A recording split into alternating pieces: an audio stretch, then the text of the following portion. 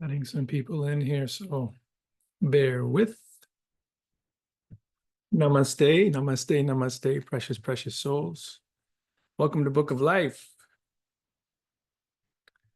So today, we'll be going through fourth degree, lesson 9, Beyond the Mists.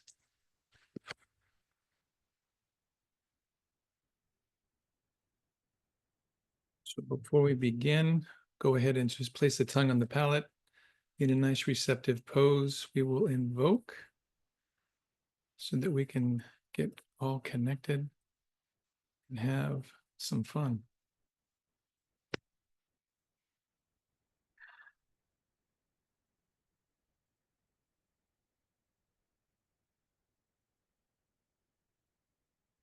The Causal Logos, the great architect of the universe, Heavenly Father, Heavenly Mother,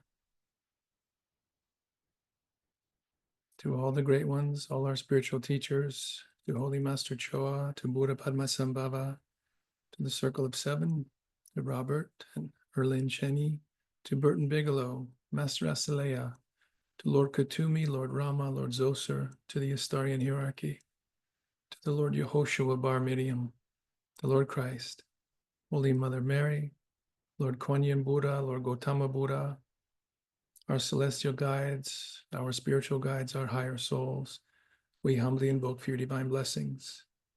May we be a channel through which thy holy ones approach the world. May we be a center for the radiation of thy power. Teach us to travel light, that we may better gain the heights, break the bonds that bind. Teach us to give ourselves entirely to thy service, to attune ourselves to thy will. Teach us to lay down the small personal life for the greater cosmic life, and to love with the love of God, with thanks and in full faith. Tat tat so. Tat tat so.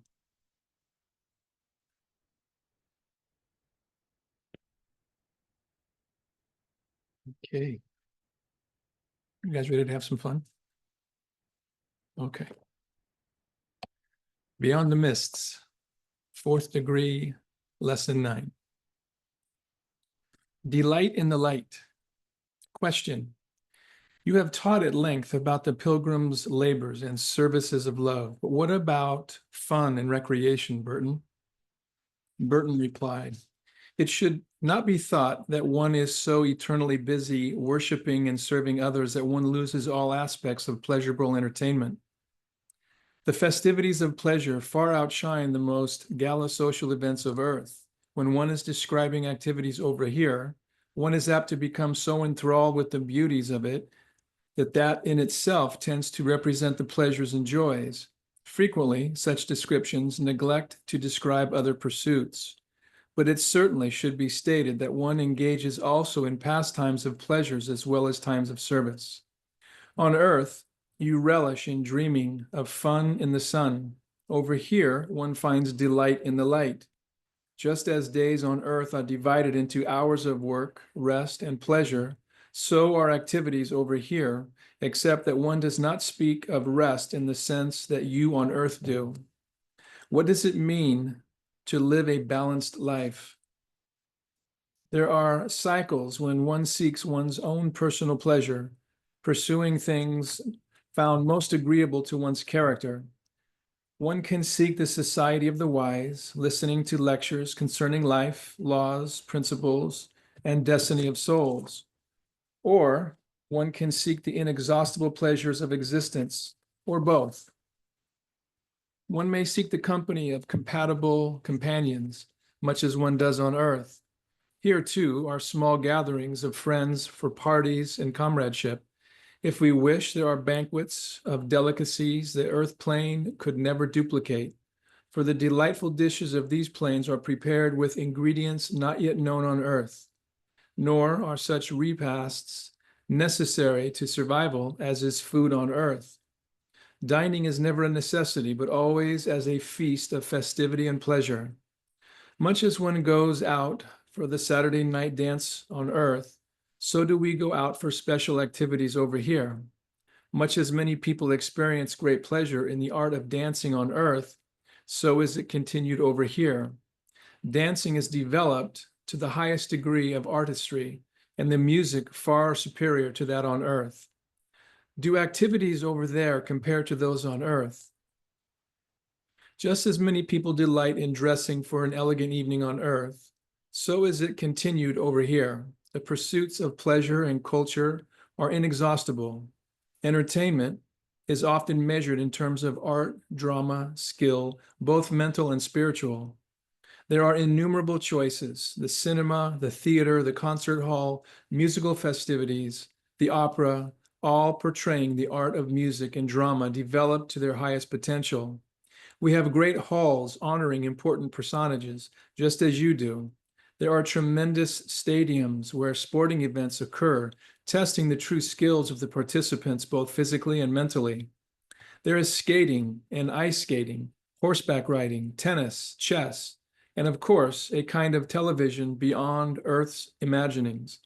Whereas television has become such a part of life on Earth as to be called universal, so is it universal over here, except in a perfected state. Pleasure and entertainment does not consist of drunkenness or any type of vice. These belong to the lower planes. Those who on earth believe that they must couple alcohol or drugs with dinners, dancing, and parties will soon discover that the very atmosphere of heaven itself is intoxicating enough. Thus, when studying the afterlife, the beauties of its vast lands, its challenges and opportunities for soul progression, it is good to know that one is not denied the fun side. With exciting possibilities for soul growth eternally ahead, one still finds time for opportunity for happy companionship with friends and loved ones. Since Astara is a city within itself, the channels of amusement and entertainment are as varied here as are the halls and universities of learning. There are clubhouses and pavilions for parties, dancing, theatrical dramas, concerts, and symphonies. Welcoming parties are given for newly arrived Astarians and for those departing the astral for higher planes. Does everyone seek the highest spiritual planes? A great many prefer to linger here indefinitely rather than progress higher. Since they have a definite accessibility to Earth and the people there, they prefer to devote their years of waiting in service to Astarians on Earth. They wait for loved ones of Earth to join them before ascending into the celestial planes. But the services, celebrations, fellowship, and spiritual training received here create an astral life fully balanced in all types of occupations and pleasures. It is good to hear that there is a fun side to heaven, I conceded, and Burton replied emphatically, to many people, the thought of recreation in heaven is pure blasphemy. The very thought of heaven suggests a state of sustained worship, but there are indeed recreations. Worship here is, and indeed it is perpetual, but it is an inner state of love for the divine being, ascending from every inhabitant in an uprising of devotion. There is in return a perpetual downpouring of divine love to all. There is little need for pomp and ceremony, though there are the occasions of celebration for visiting masters and higher beings. Even these are seldom solemn, being a time of rejoicing. Actually, all work in Astara is a form of recreation, just as most forms of recreation on Earth are work. Swimming is recreation, but it is also work. The same with tennis, golf, horseback riding, racing, skiing. Even mental games such as chess and bridge require mental work. In this sense, there is no real work in Astara as such. Every task undertaken for the joy of doing becomes a recreation, a challenge to do better. But there are definite localities of creation. Almost every large lake possesses its inlet filled with every conceivable type of boat for those who love water sports, even yachts. And every lake has its long strands of golden beaches for those who love to idle there.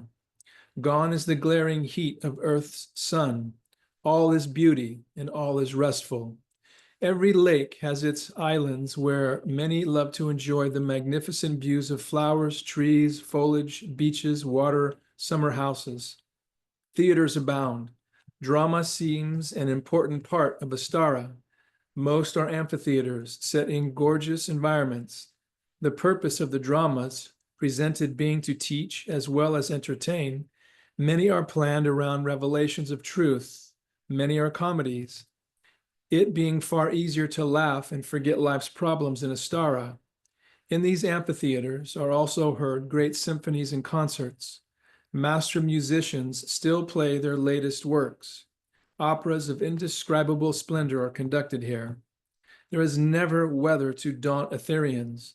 Thus, plans for these outdoor recreations proceed without worry over such eventualities. Sleep. We understand that you do not need to sleep over there, Burton.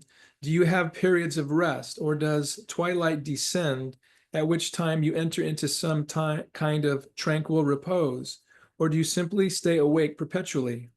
The answer, our world of Etheria is lighted by cosmic rays. These are rays that descend from the spiritual counterpart of your sun.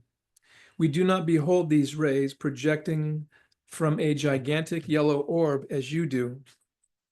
We simply are aware that Etheria is lighted by cosmic rays. These rays pervade our ether, sustaining and promoting the life force within.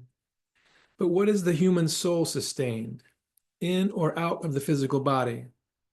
To say that we sleep would be untrue, but there are times when we go apart from other beings to recharge our etheric forms. That is, we withdraw from contact with other people, drawing up blinders across our own mind to cut off all contact with other minds. It is while the soul is in this passive state of repose that it reaches upward towards spirit and renews its energies. Such a withdrawal is not required or necessary, but it is highly desirable. Some simply enter into what they would term a time of meditation. Nevertheless, during all these quiet times, our minds and beings are stimulated by the divine current from spirit. It is not that we are nourished as with food, it is simply that our minds are renewed. The death of a child. We asked Burton concerning the death of a child and what he might say to comfort grieving parents. These are his teachings concerning this issue. There is no grief that is deeper than that of parents for a lost child. If they could only know how heaven enfolds these little ones. They are so tenderly cared for and loved by specially trained women. These women are nothing less than beautiful angel souls, for they cherish these little ones as would guardian angels. These heaven mothers bring the little ones regularly to meet their earth parents during the hours of earth sleep. It is these heaven mothers who constantly remind them of their earth parents and teach them to retain memories of them. Let us say a beloved daughter dies at the age of 2 or 3, but the mourning mother lives on for 20, 30, even 40 years. Regardless the length of time, there burns constantly in her heart the memory of her child and the longing that she will find her again when earth life is over and she ascends to heaven. It is obvious that the joy of their reunion must completely depend upon their mutual recognition.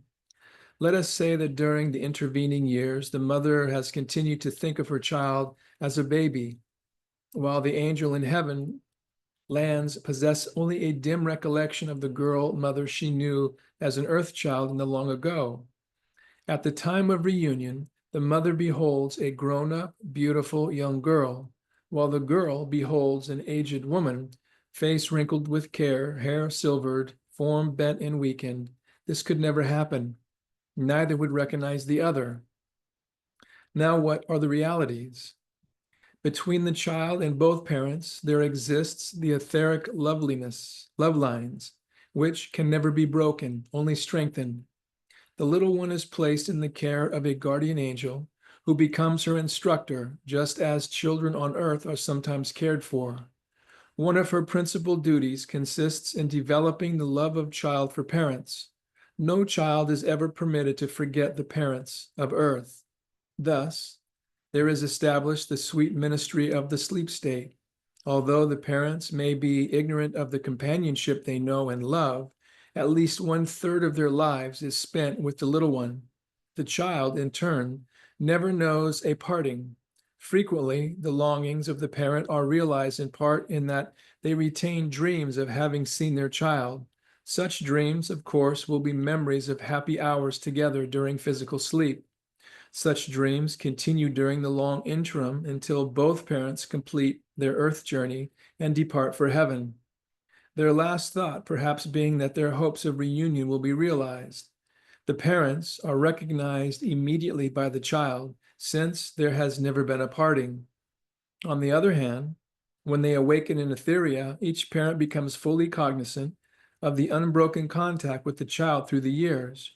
Remembered, too, will be the scenes of watching their little one grow from babyhood to childhood, from childhood into young adulthood. When the time of full recollection descends upon the parents, the joyful reunion is complete. It may be little consolation, but these earth parents are among the most blessed of all people, for as their children mature, they become guardian angels over their parents, guiding them and protecting them in amazing fashion. If such parents are sensitive, they will realize the link between themselves and the soul in heaven. Such a contact is frequently the means of turning parents toward thoughts of life after death. Being subconsciously aware of the somewhere existence of their lost one arouses a vague inner realization that the son or daughter is still nearby, watching and loving. The growth of realization often results in more beautiful lives by parents who seek to prove themselves worthy of so sacred a guidance from on high, of such heavenly ministrations. Almost all small children are magnetized into unconsciousness during death. They are never allowed to experience the sorrow of parting. Still sleeping, they are taken to the highlands of Summerland of heaven. When they awake, they are immediately surrounded by only happy scenes, the brightest scenery, the most beautiful flowers. Every effort is made to see that the little one does not miss the earthly home or become too sorrowful. Since losing a child, whether the child is young or older, is perhaps the harshest grief human beings are called upon to bear, perhaps this is why such care is taken in Etheria, to see that no meaningful relationship is ever really severed. These little ones in heaven, their angels do always behold the face of my Father. Matthew chapter 18, verse 10. Every sphere, every nation, every city has its special garden land for children. Earth's loss becomes heaven's gain. Here, where these children dwell, are found the pure and holy founts of God's deepest love. Beholding their spheres, one cannot help but think of some imagined fairyland. Their homes resemble cottages right out of favorite fairy tales, petite with thatched roofs, shuttered windows, colorful little flower pots, miniature picket fences.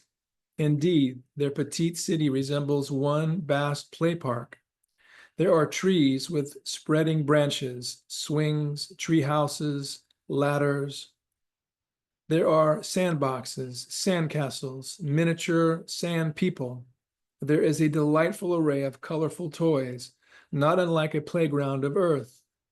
There are miniature trains and boats, and there are outdoor classrooms. Moving among the children are the angel guardians who care for them. Angels, because these gentle souls have chosen as their work to care of the little ones who have left their parents on earth. Grieving parents should never fear their children will lack tender, loving care.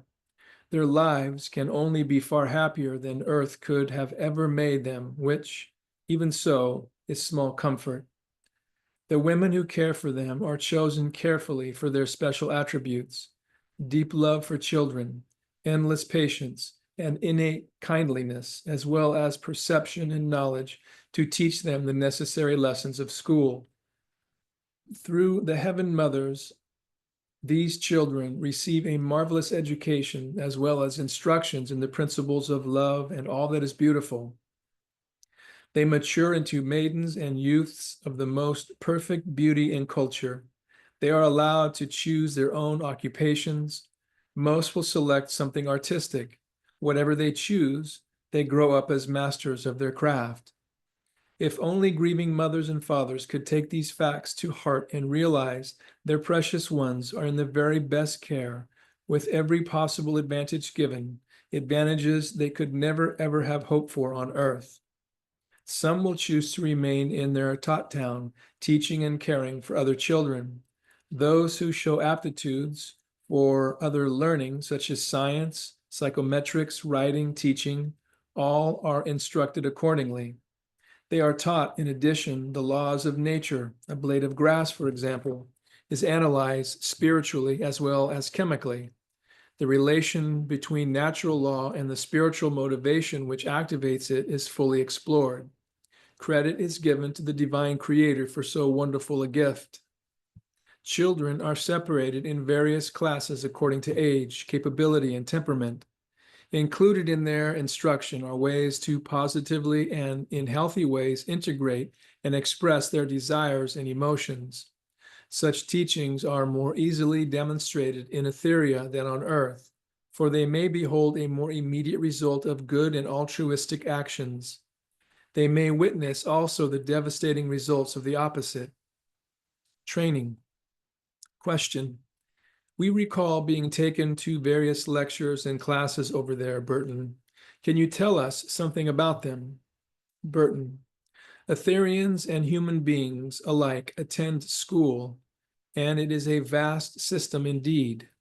There are unnumbered classes, classrooms, instructors, and counselors, but there is one common goal from the lowest grade to the graduates, unity of progress from the simple to the complex. Only a good root system withstands drought. Those who do well become the mystics, the seekers. They perceive that due proportion of love and wisdom is meted out, not in opposition to each other, but operating as two phases of one undying principle.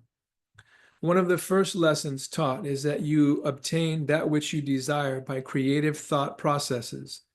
You do not go to the market to purchase your needs and wants.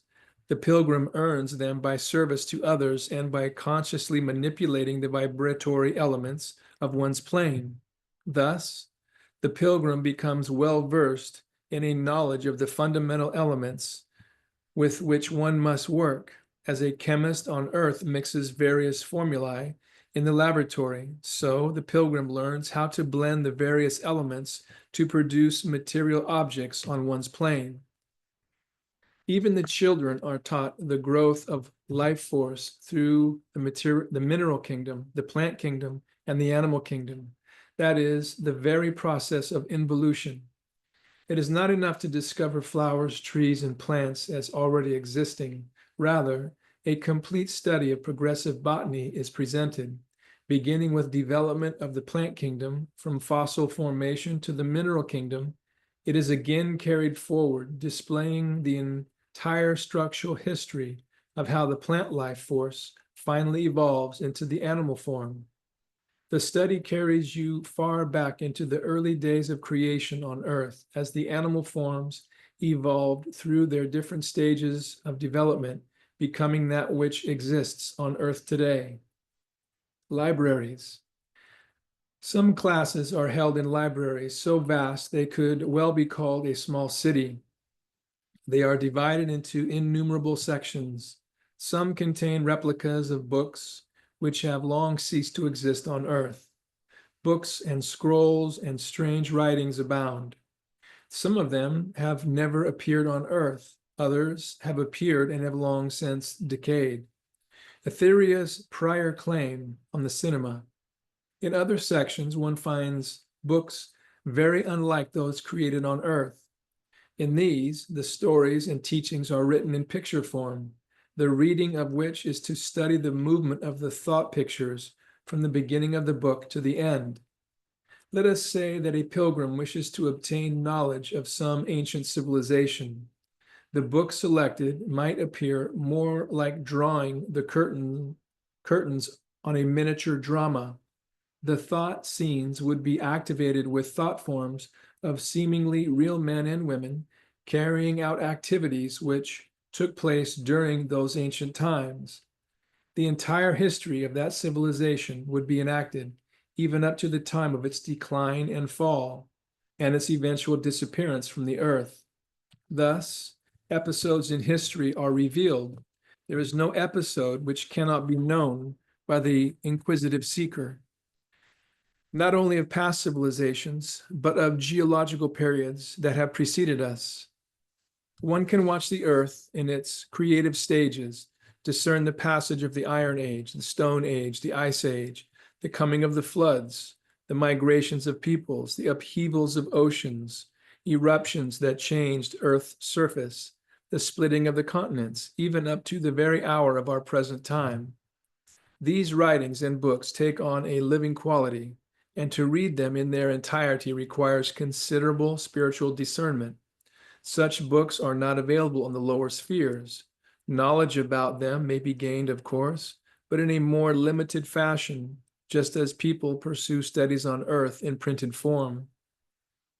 There are libraries where records are kept of messages arriving from outlying stations. There are laboratories where mind formulas are tested, which are the combinations of various elements and their practical uses in creative accomplishments. Why does Akashic record reading require taking a course? Reading the etheric records. There are classes for teaching those who desire to investigate thoroughly their past incarnations. Their searchings guide them to the continents, cities, even the very buildings they may have occupied centuries ago. They are taught the science of delving into the etheric records of their own past histories. These etheric records contain pictures of the homes as they appeared at that time, of themselves as previous personalities, of the names they bore. Many read the exploits and adventures they lived through in the past. Many become reacquainted with old sorrows and old joys. The ethers around these records contain full accounts of past incarnations. Such a statement seems difficult for people to realize, but the Akashic records lie layer upon layer on the causal planes. They are reflected downward on the ethers of Hylan. It is no more difficult for an Etherian with discernment to select the layer one desires to read than it is for a person on Earth to select an encyclopedia of history and read the certain pages one desires to research. One must possess the key to unlock the secrets of reading the Akashic records, but once one attains the knowledge, the procedure becomes easy. It is a matter of becoming familiar with subtle vibrations and how to perceive them. The University of Science. Among the most important of all classes are those entered by scientists arriving from Earth. These scientists usually choose to continue their research in laboratories far more sensitive to discoveries than those of Earth. Their labor largely is in perfecting inventions for Earth, not always for Etheria, since Etheria and its laws are frequently relegated to a higher authority. Research, discovery, and invention constantly proceed, and the results are just as constantly impressed upon the consciousness of Earth scientists. Many inventions are delayed, awaiting the time when Earth is ready for them. Often, Earth is too ready to turn new discoveries to destructive purposes. As the Aquarian Age progresses, many long-awaited discoveries of Summerlin will wend their way to Earth for the benefit of humanity. It is in the immense University of Science that most of Earth's new substances are discovered and transmitted to chemists of Earth. There is constant experimenting with new chemicals, new substances, which will ultimately become a new product for the benefit of human beings. New mediums are created for cleaning, for cooking, for building, for decorating, for healing, for transportation. How is contact made with the idea realm? The discoveries of Etheria are always transmitted to Earth when Earth is deemed ready to receive them. Often, a dream is given to some Earth scientists, sometimes an intuitive impression at just the proper time, a hint of how to apply old principles in new directions. As we have said, in the age of Aquarius, new inventions will pour in upon Earth, their purpose being to give humankind more leisure time. It is meant that one is to pursue spiritual goals as well, not simply pleasure. Too long have people on earth been held to material pursuits. They are now to be directed towards spiritual matters. Those who choose to follow only pleasure in their leisure time will indeed find themselves poor in spirit. What comprises a well-rounded education? Being learned in spiritual matters will become as necessary in the new world as being thoroughly educated. Intellectualism will give way to intuitionalism. Pursuit of an unfolded sixth sense will become not only a necessity, but a pleasure. Such pursuits will ultimately banish war. Individual seekers will direct their thoughts and energies elsewhere. The person or country who seeks power over others will quickly be put down, since humankind en masse will no longer tolerate any bondage deterring a program for life, liberty, and the pursuit of happiness for all people. How odd it is that in the past, science has turned dedicated attention to a vast knowledge of the universe, yet relegated a study of humankind to the interminable unknown. If you ask science the distance, size, and composition of bodies millions of miles in space, the age of the earth, the mysteries of the moon, or the inner processes of matter, there is a ready answer based on observed facts. But if you seek to solve the mysteries of the microcosmic universe much closer to the science laboratories, the individual self, science shakes its head and admits to ignorance. Have we a soul?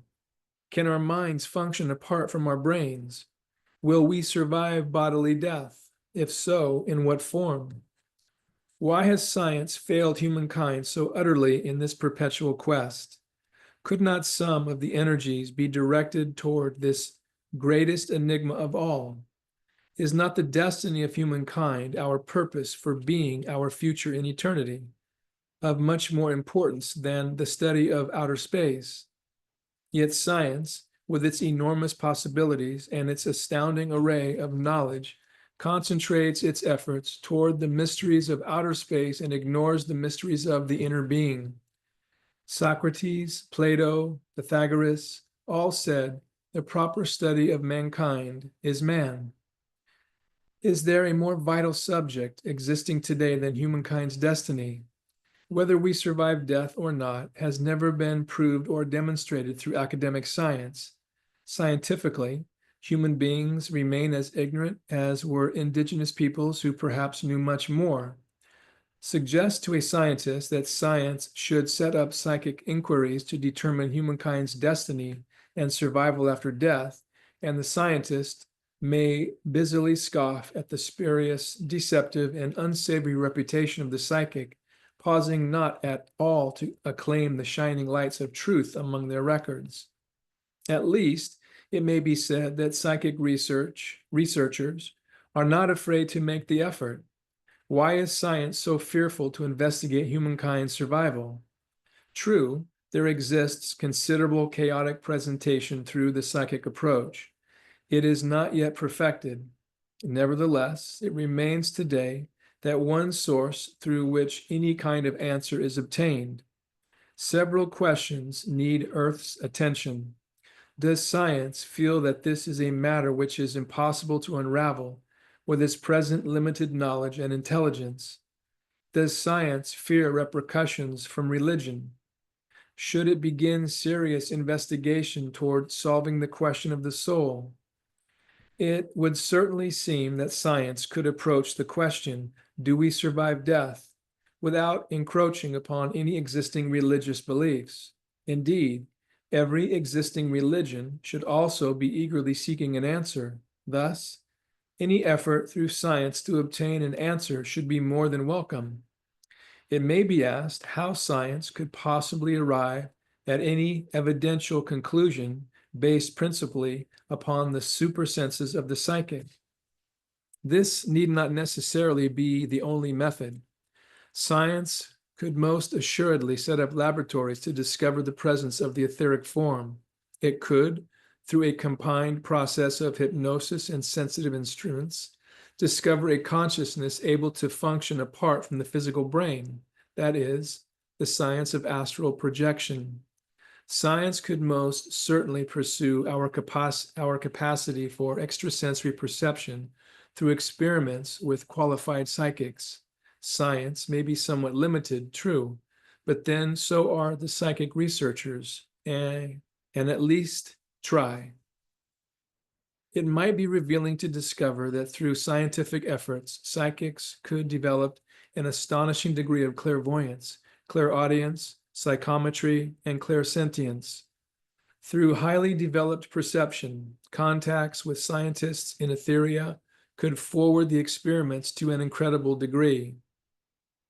Such contacts could well establish directions for producing instruments through which Etherians might be perceived or heard.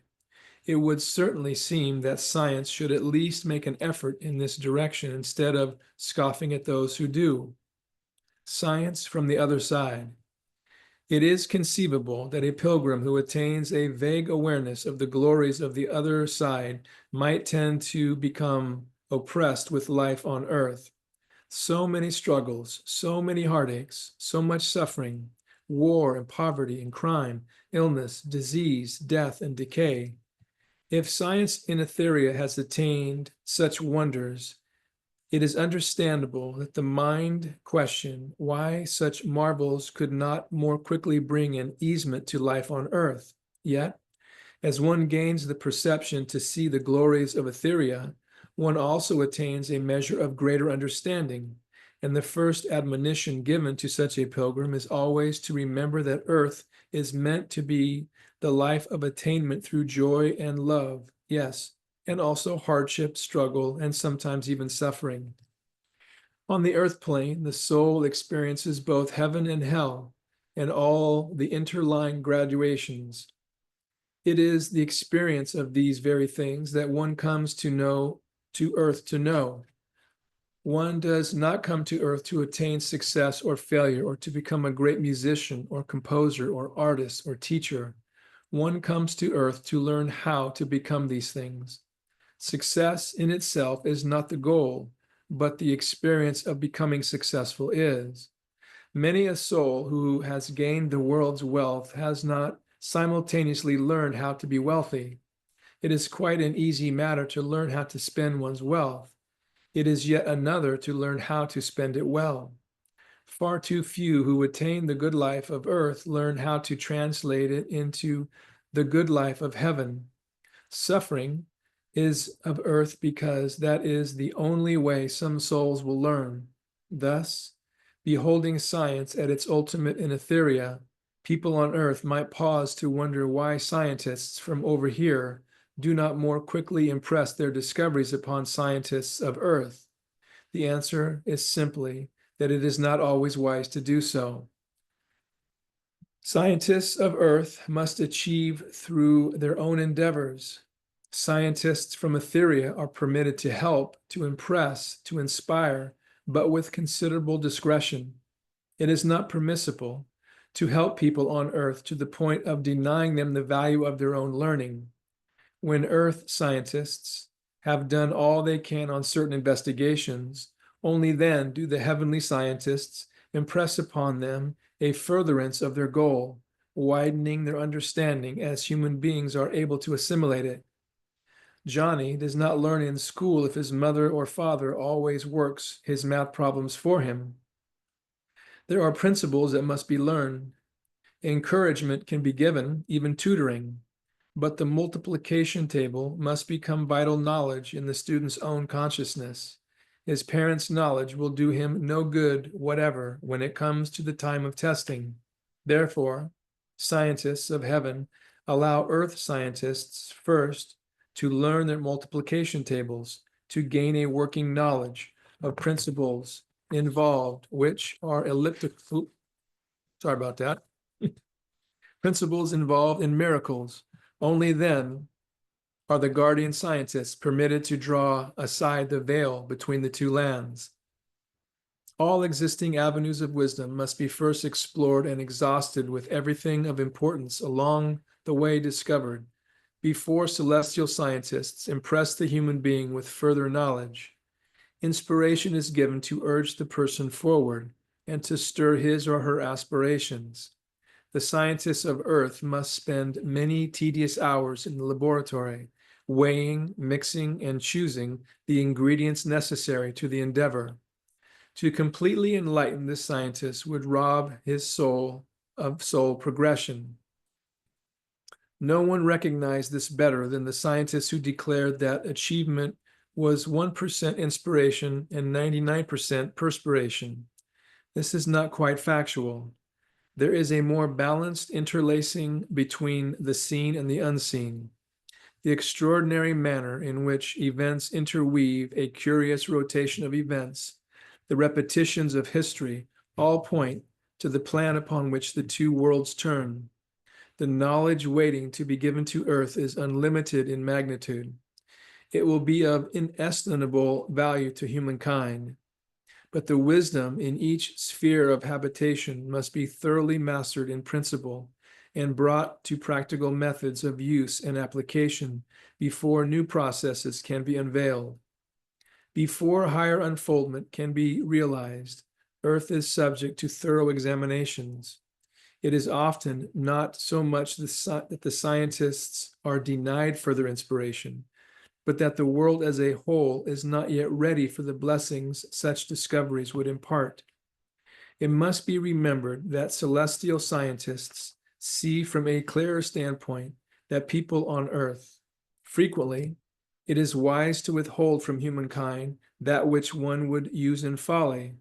Nothing is ever withheld without good reason, but enough certainly flows through to prove the existence of a power beyond that of human beings, beneficent in its actions, elevating in its operation.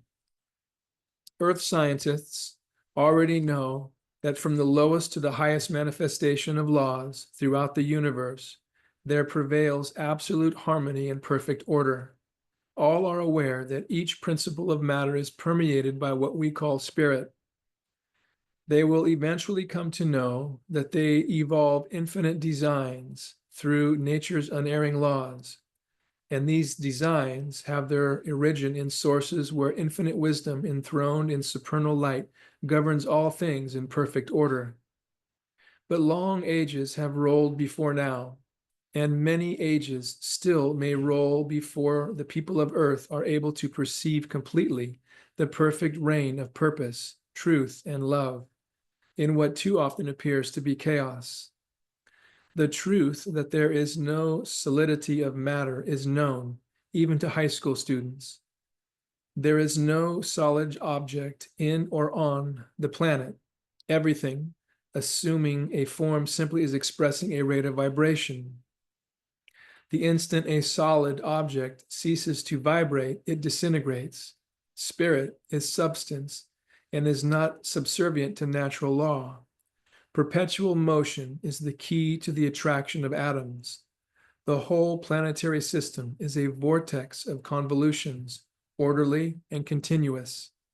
But the moment we realize this, it immediately becomes apparent that in order that this vibratory movement be maintained, some great force must be present, and behind that force, an expressing intelligence. Thus, it is not conclusive to say that matter is the result of the transmutation of spiritual vibrations. That does not pursue the question to the end of it. Earth and Etheria are both composed of matter, but each moving at a different rate of vibration, and each charged with a different magnetism. Thus, the two worlds can occupy the same space at the same time, just as water can be wet and hot simultaneously. It is necessary for people to remember, when trying to imagine two solid objects occupying the same space at the same time, that vibration does not imply simple oscillation to and fro, but movements which are elliptical, spiral, and sometimes a combination of these and other qualities. Transmutation implies a change of movement, and a change of movement necessitates a change of result. There is no such thing as blind force. There is no motion, no ray, no impulse, no electrical wave that is not the effect of a preceding cause. And a cause is the will of some conscious being, directing energy in a certain direction. From an atom to a galaxy, all the universal works are controlled by the divine being. Solids, liquids, gases, stars, comets, planets, galaxies are all held together through cosmic laws. There is only one Godhead, but many facets of the Godhead send their divine energies to every level of life on all planes of existence. This subject will be pursued at greater length at a later time. Indigenous people became aware of these facets of the Godhead through psychic and spiritual affinities. They gave these facets, these aspects of the divine spirit, the names of the goddesses and gods of their particular culture and spiritual paradigm. Certainly, as we become more familiar with the gods and goddesses, as we become more aware of the presence of devas and elementals, we may discover that the old myth makers were very enlightened. Humans preach much about the laws of nature, but seldom pauses to ponder the cosmic laws of which they are a part.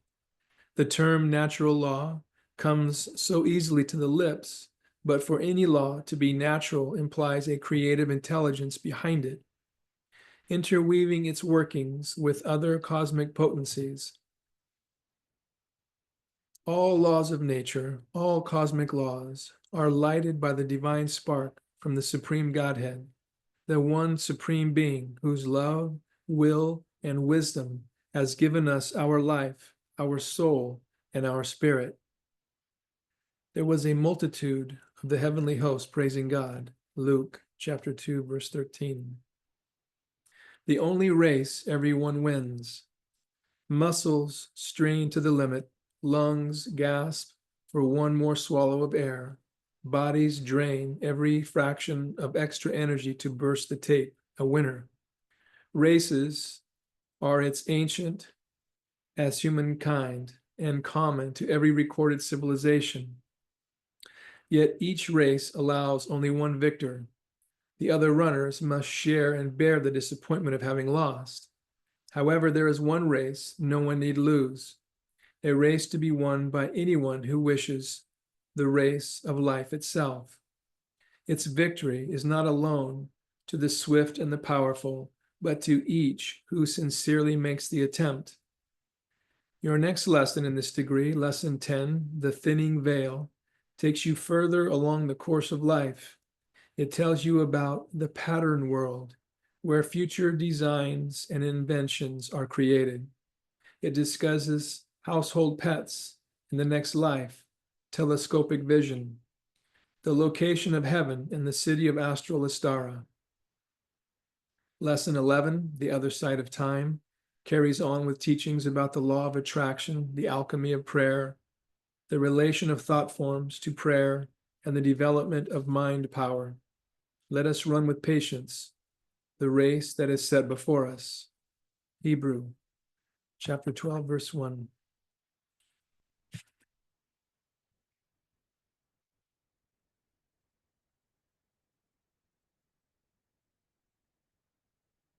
Fourth degree, lesson 9 in the books.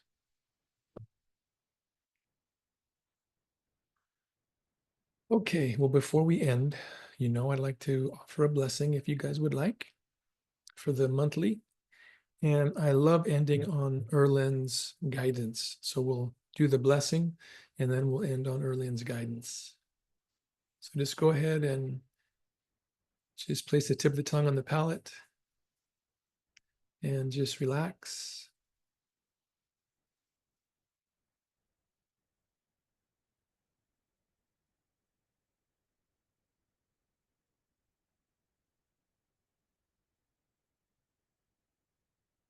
To all on this call, to all those that we have invoked to, may the symphony of the spheres sound harmoniously in your life.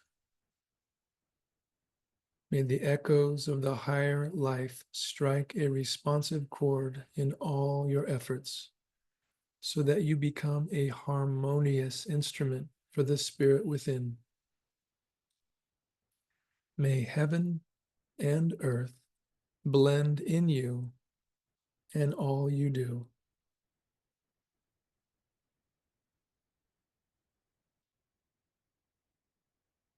Reaffirming meditation.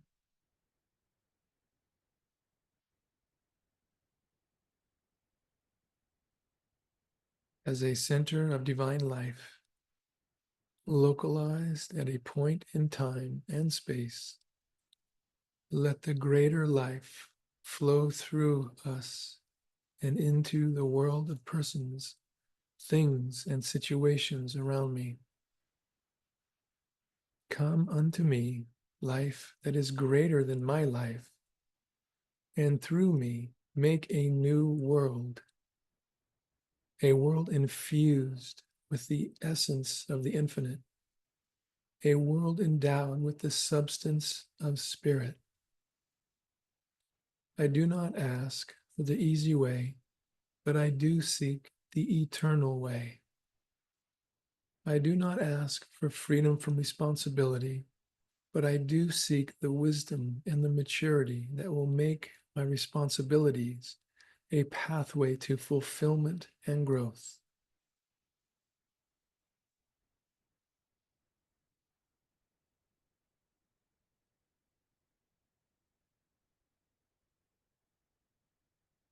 Master beloved,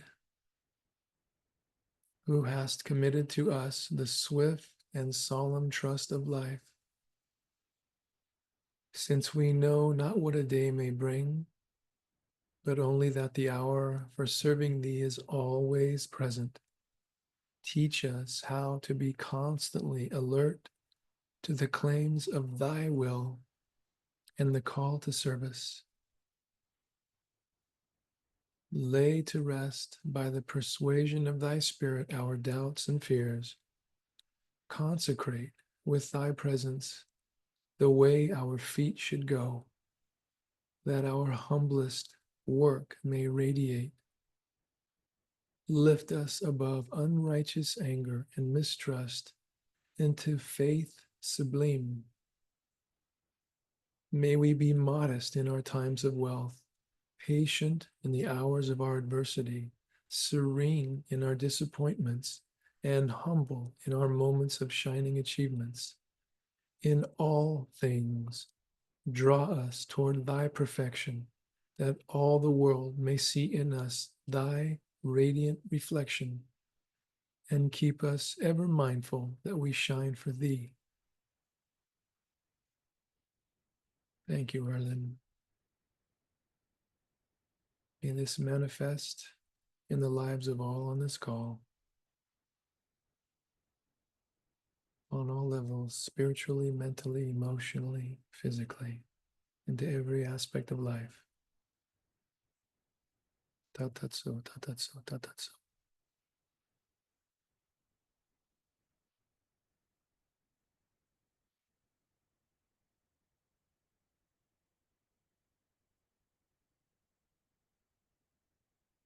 Namaste. Precious, precious souls, thank you so, so much for your dedication, your devotion, and for coming each of these weeks to do these. It means a lot. It means a lot. And I'm reminded of what the teacher used to say, that you can't suck the darkness out of a room. You can only turn on the light. And he had a meaning for that, and that it's the darkness is just our ignorance or not understanding or knowing, and that the light is wisdom, it's truth. And the fact that you're here and you're doing this work and sharing this with others is, again, that's spreading the light. And we appreciate that. I appreciate that. And I'm grateful for your participation, your presence. And I just wish you all God's continued blessings. So thank you so much. Namaste. Namaste. Be very, very well. We'll see you tomorrow for the blessing of the prayer petitions.